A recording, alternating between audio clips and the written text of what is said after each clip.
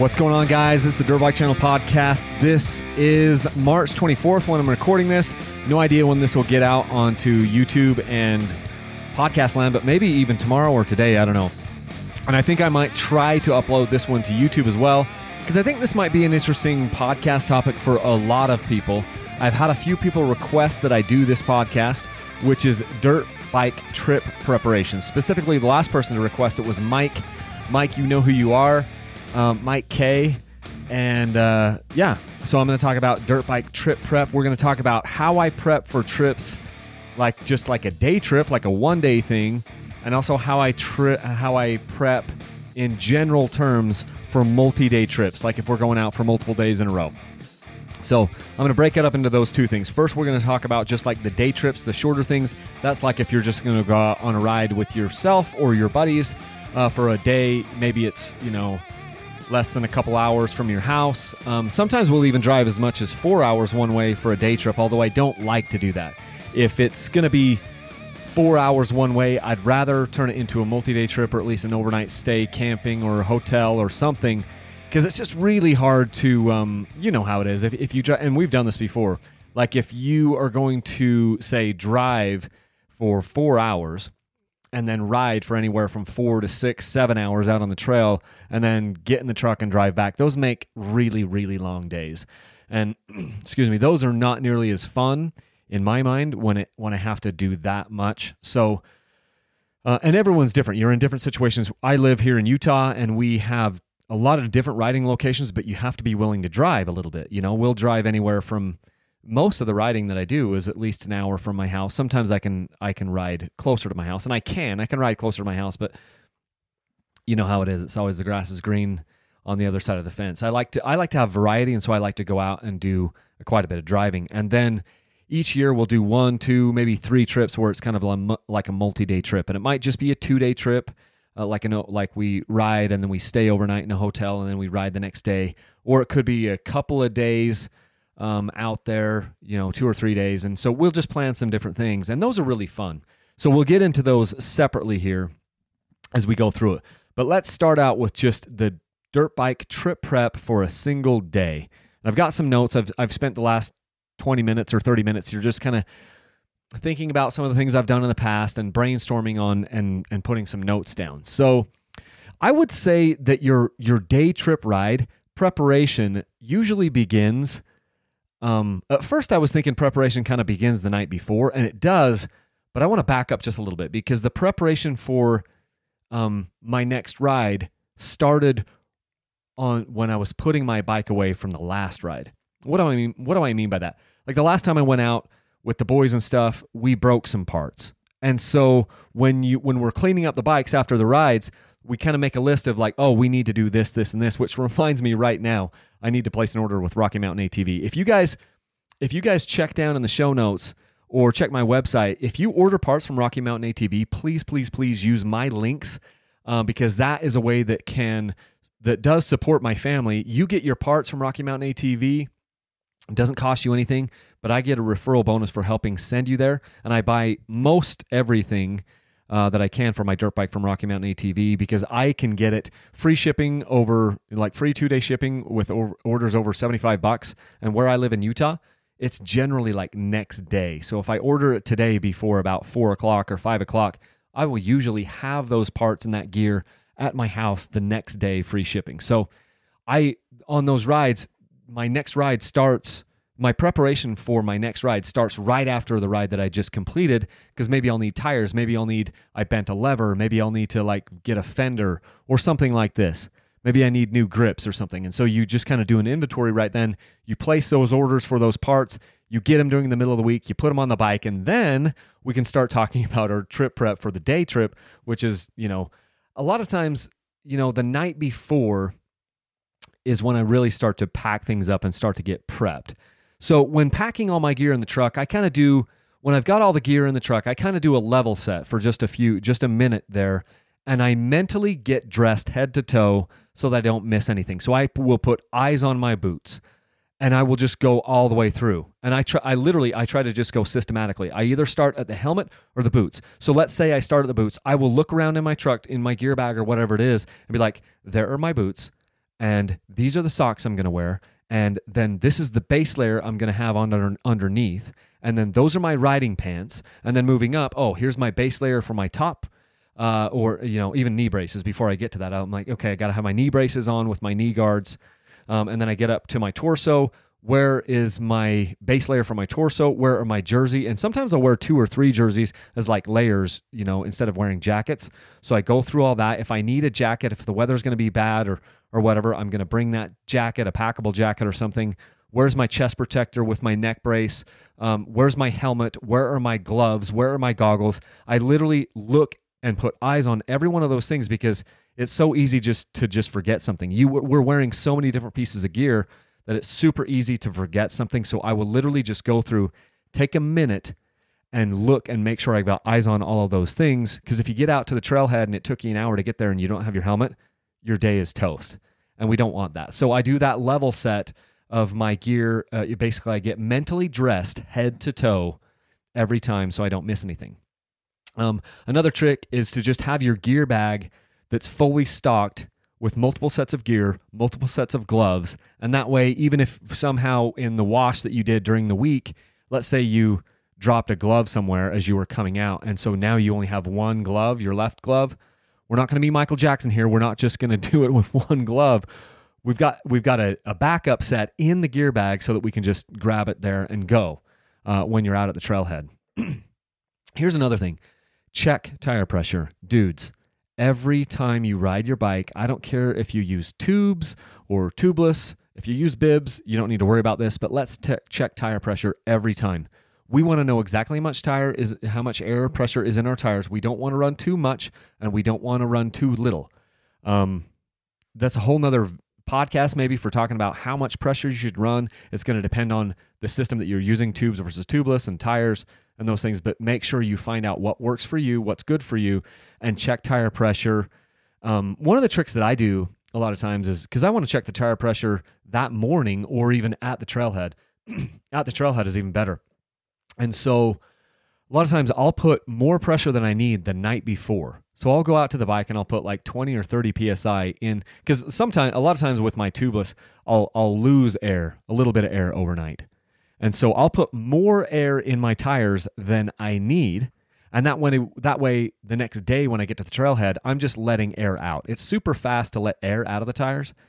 I also make sure I bring a bike pump, like a floor bicycle pump that I can just put pressure in my tires in the low pressure air or the high pressure air side, because I generally run tubeless. So bring one of these pumps. But if you've put too much air or you've put more air than you need, is what I should say. If you put more air than you need in the tire the night before, then at the trailhead, you're just letting a little bit of air out, and it's super quick. If you need to check your air forks, that's the time I do it there too. So make sure you've got a way to check the air in your air forks.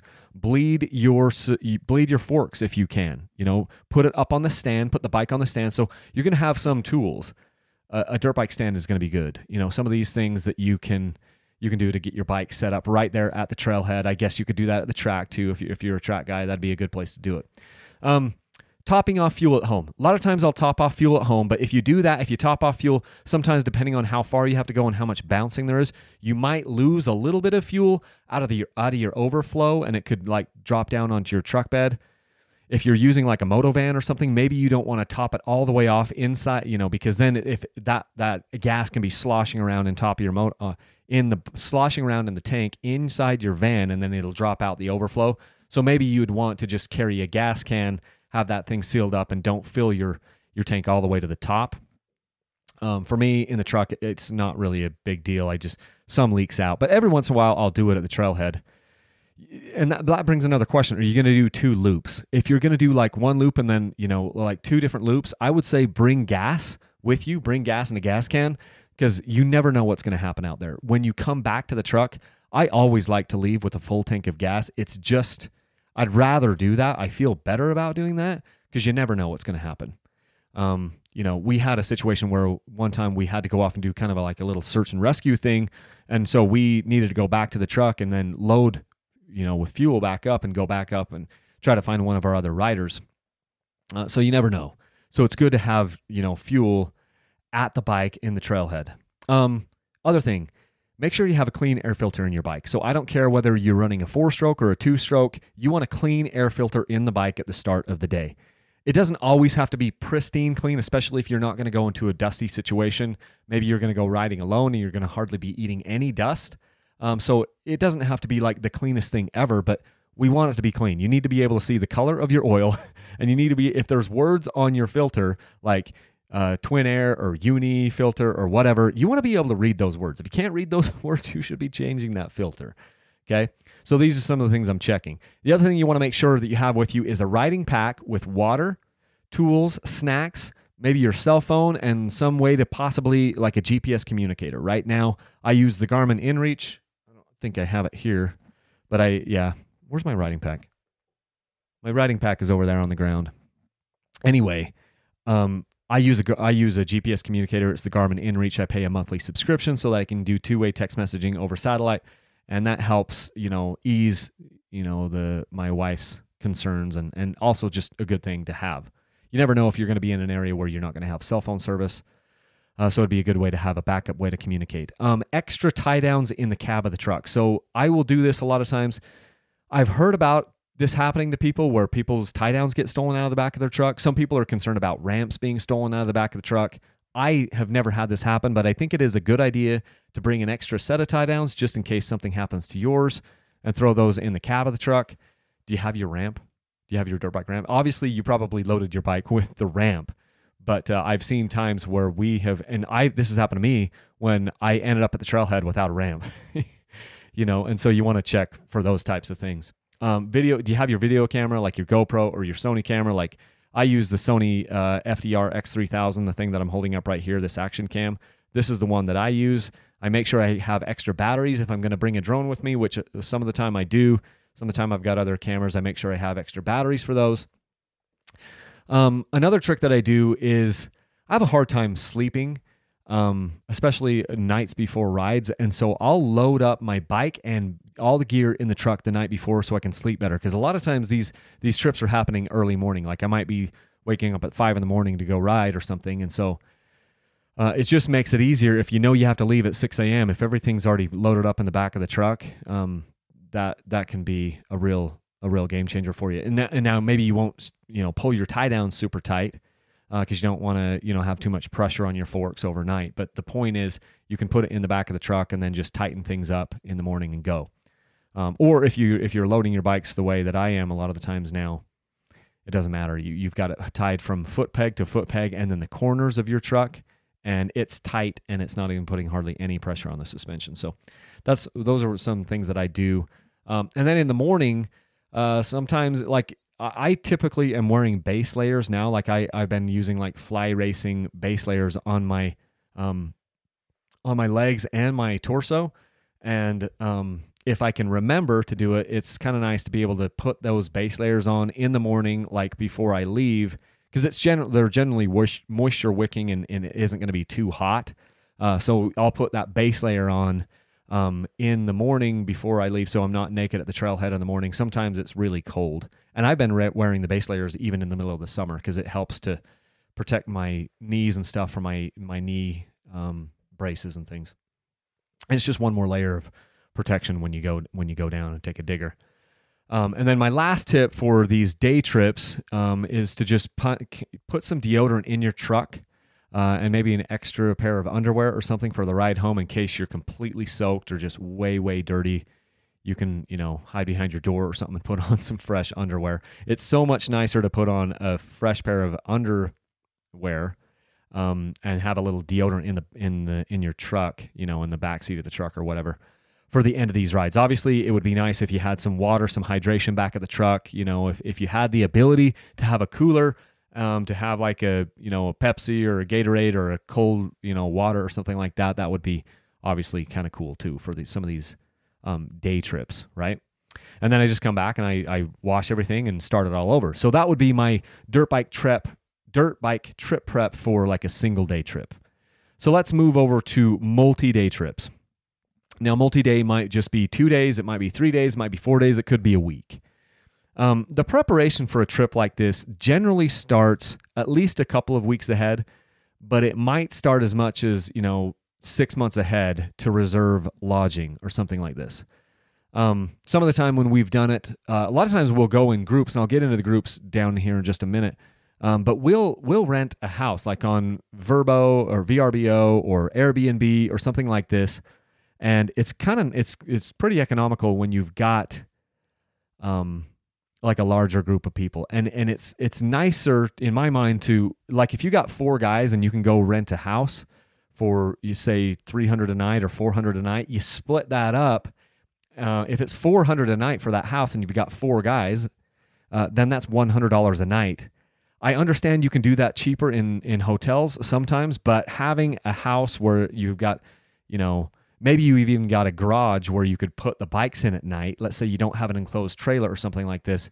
If you can rent a house or a cabin and you can split the cost with people, it means it makes things a lot more comfortable sometimes. So you just kind of have to figure that out, whether you're going to camp, because camping is like a legit thing. You could do camping, or you could do hotels, but you're going to have to think ahead for the lodging.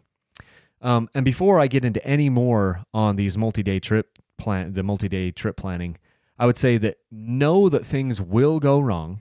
They will, and you're not going to be able to follow your plan. So just be prepared for that, and just count on that as part of the adventure.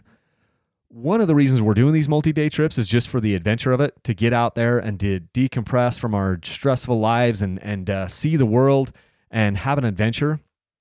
And it's going to be an adventure. And so, like, if you get a flat on your truck, or you crash the bike, or you guys get lost, or there's a major rainstorm, or there's a snowstorm, or whatever happens, just know that things are going to happen. Be prepared for that, and that's just part of the adventure. You can either let that thing totally ruin your trip, or you can roll with it and just be like, hey, this is going to be something that we're going to write about in our journals, or we're going to tell our kids about, we're going to tell our grandkids about, and know that you're writing the chapter book of your life, and it's okay that things are not going to go to plan, because they're not. We're just going to count that as part of the adventure. Another thing I'll mention is acquiring maps of the area and starting to assemble like a trip plan of the locations that you're going to visit is critical.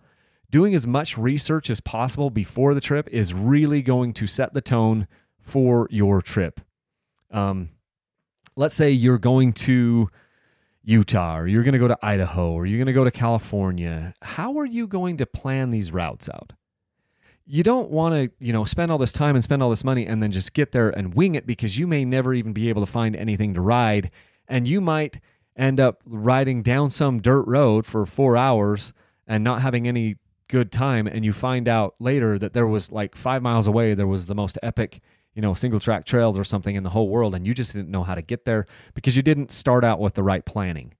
So I would say acquire maps of the area that you're going to go to, and doing as much research as possible before you get there to familiarize yourself with the area. That's going to be better.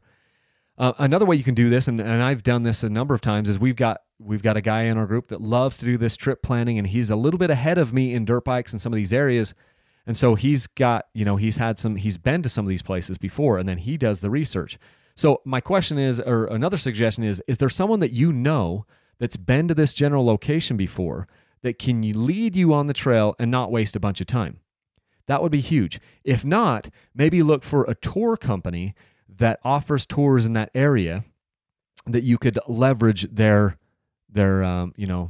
information. And maybe if you're doing a 4-day trip in that area, maybe the first 2 days of the trip, you're using that tour company and you're riding those areas, and you're also picking their brains about, like, hey, other riding spots. And if you're already on the tour with them, they're going to be a lot more apt to just say, hey, yeah, so on your next day, here's what I would do if I were you. Go down here. I'll send you a GPS pin, and you can, stage in that area. You could get on Facebook groups or things like that and see if people will give you pins of places to start for these trips and stuff. And make sure that you're obeying all the laws. Make sure you're staying on public land. You're not going on private land. If you are going on private land, you obviously need permission from the landowner and that type of thing. But if you can do a lot of, this planning and trip prep in the beginning, it'll make things a lot better. And if you do have someone that's willing to lead you or guide you or something, that would be really, really helpful, because then you're not wasting so much time. Oh, should we go here? Should we go there? And you can do a lot more riding if you have someone that's experienced that way. So look for someone that can guide you or lead you along the way. Here's my thought on groups. Like large groups, I'm not a super big fan of really large groups if you're going to do a multi-day trip. This is just me, but I feel like if you have a large group, the larger the group, that means the more waiting that you do. Maybe you're just waiting for everyone to get back together, because a lot of times on these trips there's going to be a lot of dust, and so you've got 9 guys and they're spread out over 10 minutes, and you get to like a fork in the road and everyone bunches up and waits for all the other guys. What you can do in those cases to make it faster is, like, you've got one guy in the lead and he decides there's a fork in the trail and it's going left or it's going right. He goes left and he waits only until the very next guy gets to him, and then he takes off. And then that second guy will wait there for the next guy, and they show each person, just, okay, we went this way. That way you don't have everyone all there together. The problem with that is if there is, if you get too spread out and things, then you get like an injury or something. You got people spread all over the mountain, and it's just harder to keep the groups together, and you do a lot more waiting. The larger your group size, the more probability that somebody's going to have a problem. Maybe somebody's clutch goes out, maybe somebody gets a flat, all these types of things. The more people you have in the group, just the more waiting around you do. Now, that isn't the reason not to have a big group. It's, because maybe you're just a big social butterfly. I'm not. So for me, a riding group of 3 to 5 people to 5 people is pretty much perfect, because you don't have so much waiting around. There's still, strength in numbers in case there is an emergency or something like that. You've got extra knowledge with you, but you want to make sure that the abilities of the group are fairly close. Everyone doesn't have to be on the same level, but I think it's just a little bit nicer if most of the people are kind of on an even-ish playing field, and that way you're not riding stuff that's like way over the head of one person and you're constantly waiting for that one person, because then that can put that person in shame, and they're worried the whole time and they're not having fun because they feel like they're holding everyone up. And trust me, I've been that guy so many times where it's just like I feel totally out of my element, and I'm not as good as the other guys, and it's not fun for anyone. So if you can keep your general abilities close, it'll be better. 3 to 5 is perfect for me. And that's just a thought there. Here's another question. Are you going to stay in one base camp for this trip? And that base camp could be a hotel. That base camp could be a house or a cabin. Or it could be your camp. Maybe you're actually camping. Are you going to have this one base camp and drive to these kind of like outpost rides, these staging areas? Or are you going to like pick up your entire camp each day? And these are things that you need to figure out in advance. And if the distances are too far, then you might have to pick up, move to a different hotel.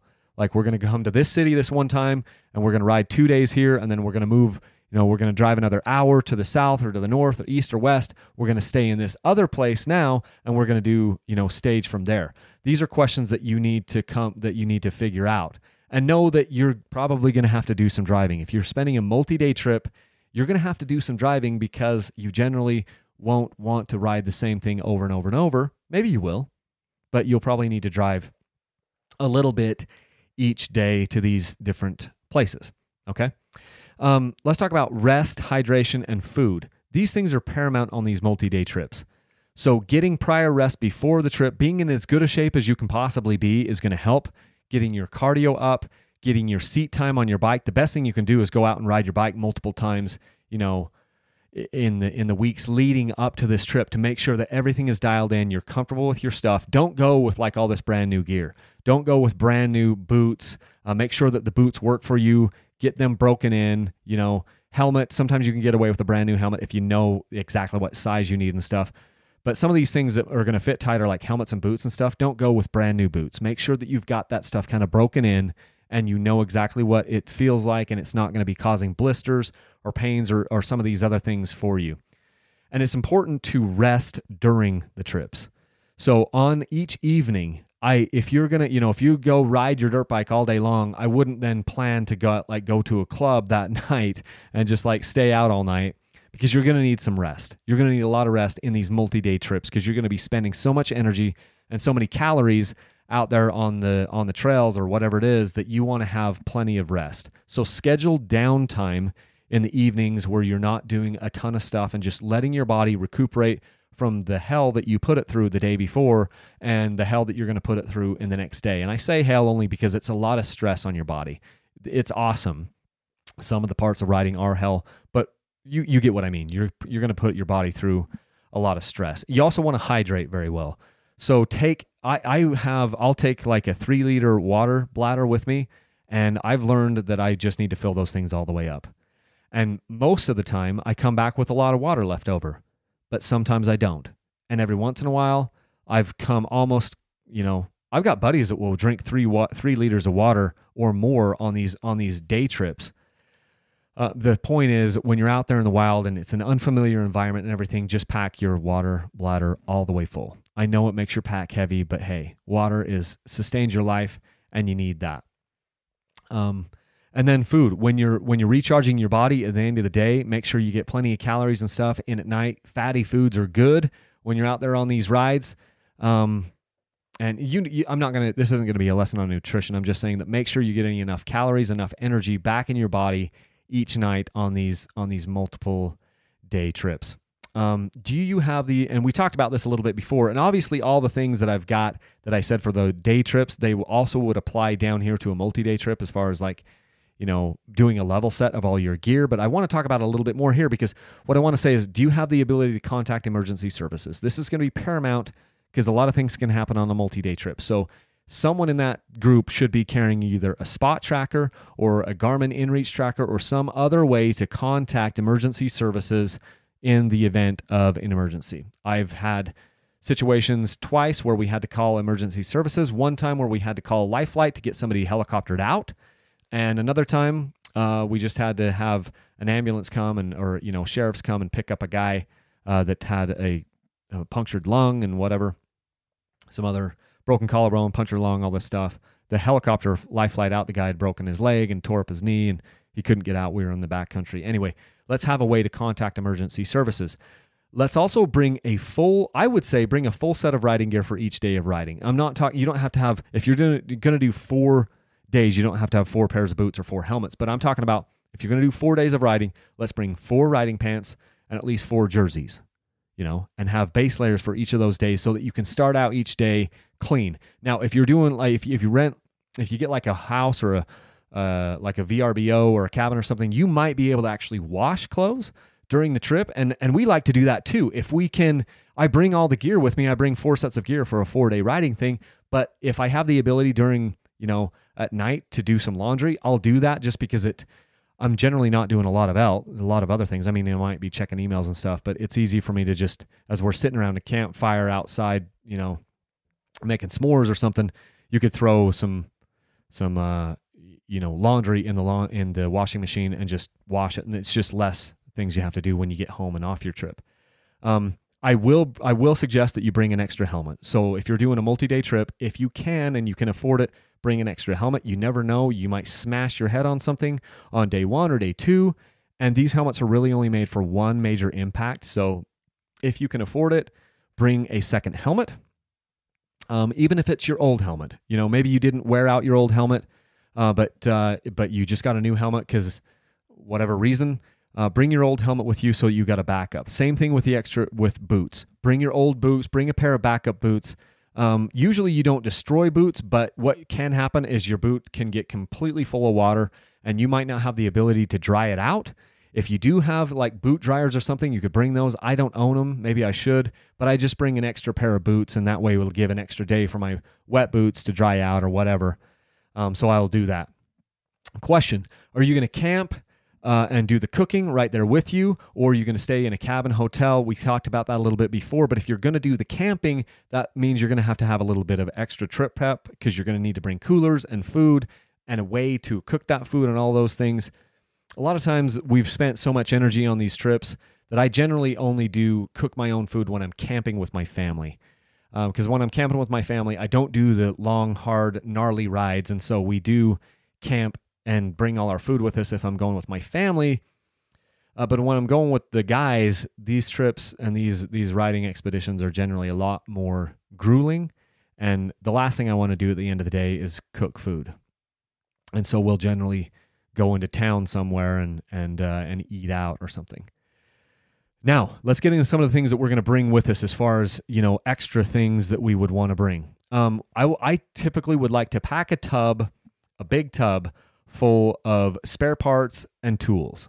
So this isn't going to be an all-inclusive list, but let me just give you an idea of some of the things that I would want to put, that I do put in that tub of tools. So shop towels, full toolboxes. I'll bring 2 different toolboxes, like, with hammers and like pliers and wire cutters and these types of things, and then all my sockets and end wrenches and Allen wrenches and all of that stuff. So, and then I look through some of the more dirt bike related tools that I don't use as a daily basis. I'll put those in there, like seal pullers and different things, and I'll bring an extra set of grips for my bars. I'll bring extra levers for the bikes. I'll bring clean air filters that I've pre-oiled and placed in Ziploc bags. I'll bring engine coolant. I'll bring like gasket sealer or gasket maker. You can get it in the little tubes and stuff in case you have some emergency happen. Contact cleaner, nitrile gloves for working on the bike, extra grease, torque wrench, jets for a carburetor if you need to do that, if you need to do a little tuning when you get to the place that you're going. Spark plugs on, for an emergency. I've never actually fouled a spark plug ever on a modern big bore bike, and I've been riding since 2010. I've been riding two strokes since 2012. I've never fouled a plug, but I still bring them with me in case. I'll bring tire irons. Sometimes I'll even bring a tire changing stand. I'll bring a breaker bar for the rear axle. That way, if I'm just doing some tire changes or something, it's easy. I'll bring like a countershaft seal kit sometimes. This was a thing on the older KTMs. 2017 and newer, I don't think I've had a countershaft seal go out. But before 2017, I would lose countershafts and have them leak. So I would bring a countershaft seal kit, master link for my chain, 2-stroke oil, motor oil filters, extra hand guards, even a bolt kit. It's a good idea to have an entire bolt kit for your bike in that big, large tool tub. These are things, because you don't want to get out there and have something break and not have a way to fix it, So those are some of the things that I would put in that tool tub. The thing is, you just want to look around your bike, find out what parts you're most likely to break or lose or whatever, and have a plan for those. You don't want to ruin your whole riding trip just because you didn't bring some little thing that you had sitting around at the house. Another thing that I'll do is I'll bring a spare wheel set or tires and tubes. So the spare wheel set is nice. Oh, nice. 1 second. I got to get a drink here. Yes. I know a spare wheel set is expensive, but it's really nice because then you've got the bearings already there. You've got a sprocket already on that. You've got the brake disc on both front and rear. And it's expensive, but now you've got an extra set of tires right there on that. If somebody has a problem, if they bend a brake rotor or something, you can just swap over and put that one on the bike, or you can. It just makes things really nice. It gives you that extra peace of mind. Can solve a lot of problems if you can bring a spare wheel set. But at the very least, bring an extra set of tires, front tire and a rear tire. That way, if somebody has a problem where they actually destroy a tire, I like to, if I'm going on a multi-day trip, I like to have new or nearly new tires on my bike because I just want, the best performance. But every once in a while, you can shred a tire to the point where it's completely unusable, like you slash the sidewall or something, which can and does happen. So it's nice to have some spares like that. Yeah, here's another idea. Can you bring a spare bike with you? So not everyone can do that. In my situation where I've got generally a bunch of bikes because I'm cycling through them all the time, and bikes to me are business assets. So I'll have usually multiple at a time. I will bring an extra bike. And sometimes I'll bring 2 extra bikes just in case something happens. You can use it for parts, or you can just be like, okay, I broke this on that bike. I'm going to ride this other bike the rest of the week. Not everyone's going to be able to do that, but a lot of times what will happen is if we go on a multi-day trip, we'll usually have 3 or 4 people in the truck, and we'll take 5 or 6 bikes with us, And so we basically usually have 2 extra bikes. That's because I've been fortunate, and I'm doing this dirt bike channel thing here for a living, and so having they're business assets for me. But also, a lot of times my riding buddies will also have a backup bike. Maybe it's a buddy bike or whatever, but it's a backup bike in the trailer in case something happens, That way, if you have cascading problems on a bike that you either can't fix or don't want to fix, you don't have to, and you can just use the backup bike. So it's a good thing to have if you have the ability to do that. An enclosed trailer. I love my enclosed trailer. I have a 21-foot V-nose trailer that's basically like a snowmobile trailer.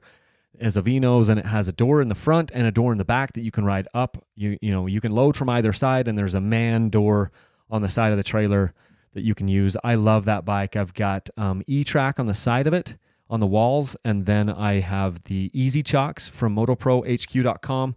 I have links for those for you where you can get a discount on that, and that way you can just organize the trailer really, really nice. I've also got some cabinets in there and some hooks to hang things up, hang your clothes up and stuff as you gear up. It's nice to be able to gear up inside of a trailer like that too. It makes it warmer when it's super windy, and if it's hot, it gives you some shade. So I love my enclosed trailer for these multi-day trips. Gives you peace of mind, because you can lock things in there and it's not visible to people. And it gives me in there, I can load 6 bikes and still have plenty of room for gear, camping equipment, parts, coolers, and anything else that I need to bring. So I love having that enclosed trailer. You got to think about being able to have one of those or rent one of those if you're going to go on a multi-day trip. Bring all the gas cans that you're going to need for the whole trip. This is what I like to do. That way we don't have to worry about, can we get the right octane or whatever. If you're going to bring some race gas or you're going to mix gas or whatever, it's just nice to know that you've got that kind of prepared in advance. You have to, but generally you've got a back of the truck. So with me, I've got all my bikes and my gear locked up in the trailer, and then I'll just put these gas cans in the back of the truck so it doesn't smell like a fuel tanker in there when you go open the door. There's still a little fuel smell in there because you've got bikes in there. But anyway, so enclosed trailer, I like that. Here is an idea. So another thing that we'll do a lot of times is we'll bring a pressure washer with us on these multi-day trips. That way, if things get really, really muddy and you just want to clean some of that mud off, you can do that. Or let's say you have something break on the bike. I hate working on a dirty bike. It's one thing if I just have to do some little teeny thing, but if I'm going to do anything like, like let's say one day I ride the bike and it's running way too rich and I want to jet the bike better, lean it out for the next day, I want to spray the thing off so that when I'm taking my carburetor apart, I'm not like dropping dirt down there. So it's not just to have the bikes look good. It's because I hate working on bikes when they're dirty. So you might want to bring a pressure washer in the back of the truck and a hose, and maybe you won't have that ability. But if you're going to some cabin or some house or whatever that's going to have a irrigation water or a hose spigot or whatever, then you could use your pressure washer and clean things off. Also, another thing that we'll do on these rides is we'll bring kind of sandwich, lunch meat type stuff with us, so that at the beginning of the day, we eat our breakfast, whether it's at a restaurant or maybe we cook pancakes or something at the house that we're staying at or whatever, ham or sausage or something. We will bring sandwich material so that we can basically just create lunches and throw them in our riding packs for that day. We'll throw sandwiches in there. We'll throw energy bars in there, whatever it is, just to give you that little bit of kick of sugar for the day. And we'll take that stuff with us and we'll prepare that in the morning before we go and throw that in our riding packs before the ride each day. So that's a good one. Here's another really good one to just think about. Pace yourself, guys. Pace yourself. You're going to be out here for 4 days. This is not a sprint. This is a marathon. I constantly have to remind myself not to ride as hard as I can, especially on day one, because you're so excited. You're jazzed up to be there. You've just driven to this cool area. You've been in the truck for 6 hours or 10 hours or 12 hours. You slept overnight. Now you're ready to roll, and you're so excited. Don't blow your wad too early. You don't want to like wear yourself out on day one. So especially on day one, figure out a way to just dial it down a little. Don't turn it up to 10. Don't go past 7, I would say, on that scale of 1 to 10, because you've got many days in front of you and you don't want to just, Also blisters. Like if you're going so hard and going balls out and everything, you can be holding onto the bar so tight and everything, you can give yourself blisters. And then the rest of the trip, it sucks because you're like trying to tape your hands or something. And that's another one, is bring like athletic tape or some other way to like tape your hands in case you do get blisters, or tape some other area of your body. You might even want to bring baby powder for chafing. I don't know. One of the things that I have done for chafing is Desitin. It's the baby powder. It's the baby, it's like zinc paste or whatever you put on babies' bums when, they get a little diaper rash. If you have a rash in an area, unseen area where the sun don't shine, you could bring a little Desitin. This is a trick I've learned because we've got so many kids. I've got 4 kids, and you'd be amazed what a little Desitin applied in the right area can do for your comfort level. So just put that in your book. So yeah, don't pace yourself. Just go slow in the beginning, right? Day 3, day 4, you can start to push it. Your body will then tell you how much you can push it because you're going to be a little bit sore. And this goes back to trying to be in the best shape that you can before you get out on that riding trip. But don't blow it too much. We mentioned it before, but carry more water in your pack than normal. Fill that water bladder all the way up. And then I always carry ibuprofen because especially on these longer day trips, you're going to bump yourself. You're going to hit something. It's nice to be able to take a bit of ibuprofen in the middle of the day. I don't take ibuprofen hardly ever, but a lot of times when I'm out on a ride, I will. As I get older and older, obviously things can swell up. And if you have it, you bump your knee on something or whatever, or your elbow, it's nice to be able to control the swelling somewhat. So I'll bring ibuprofen with me out there on the rides and make sure that I'm hydrating, properly. We already talked about the athletic tape. I wrote that down. So you're on a multi-day trip. Do you have a way to charge your batteries for like your GoPro, your Sony camera, whatever it is, your drone? Obviously, you're going to need extra batteries, but on a multi-day trip, you're going to need to charge that stuff. So make sure you pack something that you can charge your batteries up. Another thing I like to do is I like to bring a laptop, a computer, so that I can back up the footage off my SD cards every day. Because to me, I'll go out on a riding trip, and these riding trips are actually business trips for me, but they're memory trips for everyone else. And you want to be able to you could lose your camera, or you could have an SD card failure, or you could fill up your SD card the middle of day 2, and now you can't do any more filming. It's just nice to be able to dump that footage off down onto your laptop that you're leaving at the truck, in the hotel, or at the house that you're staying at. And that way you've got a backup copy of it, and you can dump the card off every night and not fill it up. So that's something that I will do.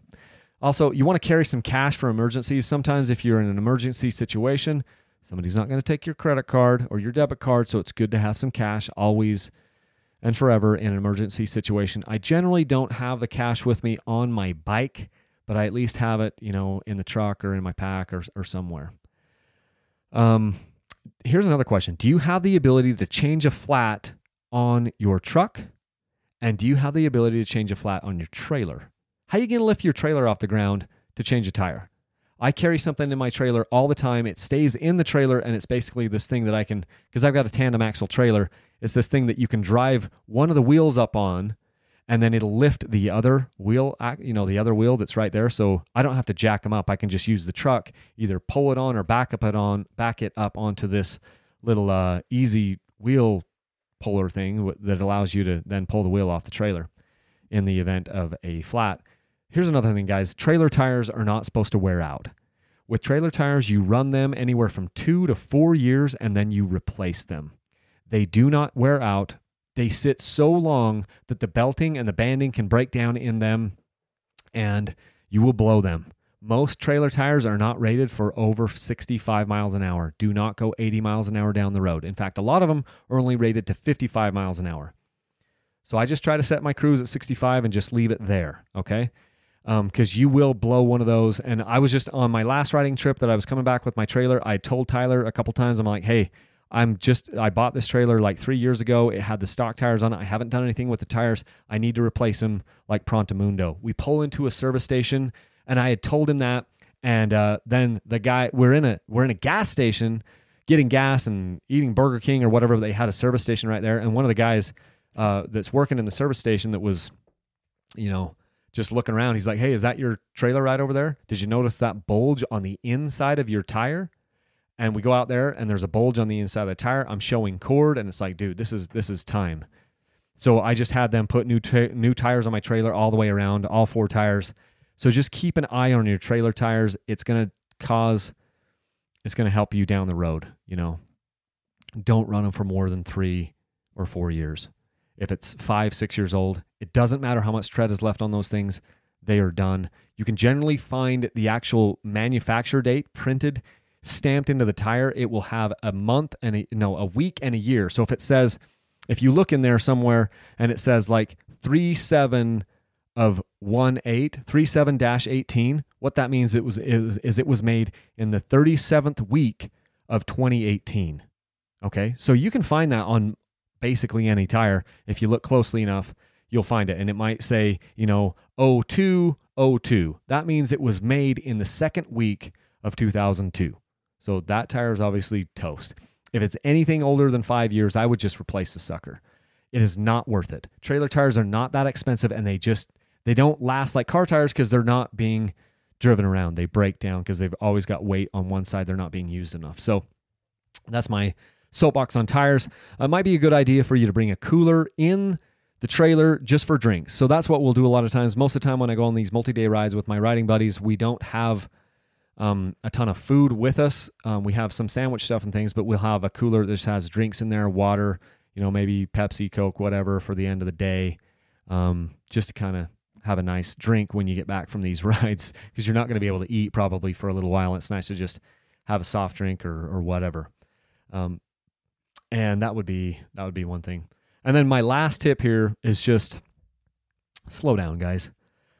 Slow down and enjoy the scenery. I am calling the kettle black here because, we do look at the scenery a lot, but not as much as we maybe should. We're just out there trying to get as much miles down as we can and prove that we're, some A rider or whatever it is.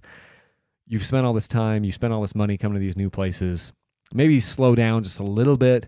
Take some extra time to stop and smell the roses, because you've got some amazing terrain, some amazing scenery out here in some of these places, and just slow down and take it all in, take a deep breath and enjoy it. It's a privilege to ride dirt bikes, and this is something that eventually we won't be able to do. Eventually we'll get old and fat, or we'll have some other health complication, or something will hit. So when you're going on these riding trips, just know that this is a privilege, and this is something that you could lose, so be grateful for it. Sometimes they're not going to go to plan, like I mentioned, but man, what an amazing thing it is to be able to ride a dirt bike and go on some of these trips and see some of the sights and smell the smells and feel the exhilaration and push yourself and sweat and cry and laugh and cuss and bond with your buddies, or bond with your sons, or bond with your daughter, or your wife, or whoever it is that you're going with. And it's just really a privilege. And I can't wait to do more of these riding trips in the future. When I get back from a riding trip, I show my family some of the footage, some of the pictures we took, some of the videos we took, and then I turn to my boys and I'm like, boys, I'm going to go on these trips with you. I'm going to take you guys there, and we're going to do this. And the looks on their faces, they get a smile on their face, and I get a smile on my face. When I'm in the middle of some of these rides, I just start thinking, I'm like, I am going to bring my sons here. I want them to see this. I want my family to experience this. And I make those mental notes of like, okay, I got to come here with them. I got to come here with my boys, with my daughter. If that happens, if she decides she wants to come to these places, even my wife, if she decides to want to get into this and start coming to some of these places, it'll be a blast. I know my boys will, and I can't wait to do some of those multi-day trips with those dudes, with Connor and Case. So that's what I've got for you guys. Again, we talked about, just the shorter day trips and then the multi-day trips. I know this is a little bit longer podcast unless I have a guest. A lot of times my podcasts are only about 30 minutes unless I have a guest, but I had just so much to cover. So hopefully you guys took some, had some value from this. Maybe you got some ideas. If you have some more ideas about things like this, things you might want to prep for, send me an email, Kyle@DirtBikeChannel. Also, if you have podcast topic ideas, send it to Kyle@DirtBikeChannel.com. That's the best way to get a hold of me. Again, please Thank you. Please and thank you. Please use my links for Rocky Mountain ATV if you're going to shop with them. I have them down in usually the podcast descriptions, but you can also find it over on my website in the parts links place, or any of my YouTube videos. It's usually in the description of those videos. So that's what I've got for you guys. Also, keep in mind that we will be doing a Dirt Bike Channel sweepstakes, another one here. It'll be starting on April 15th.